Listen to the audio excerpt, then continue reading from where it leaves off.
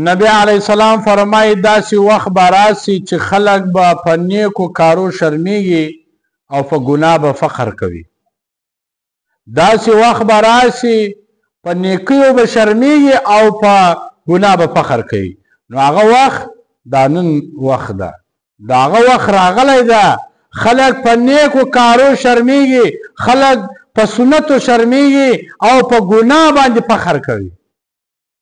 مثلا په ژیره خلک شرمیږي نن سبا، داسې ډېر کسان سته چې په ژیره باندې شرمیږي، په دا لنګوټه شرمیږي، په مسواک شرمیږي، لیکن په ژیره خریلو باندې دی فخر کوي.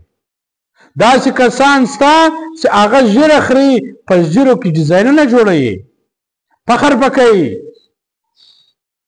بعضې کسان نیمه ژیره وخري نیمه پرېږدي، په ژیرو باندې سخند وي، ملنډې وي، او ژیره وخري دی خپل ځان داسې ګڼي چې تر ما بل ښایسته ځوان شته په دنیا کې نه.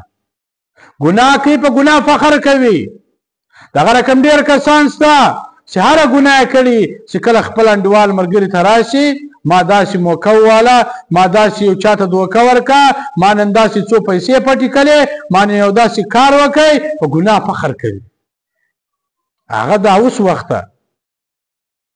نبی کریم صلی الله علیه وسلم په خپل ژوند کې دا ویلو چې داسې وخت به راسي خلک به په نیکو کارو شرمیږي او په ګناه به فخر کوي.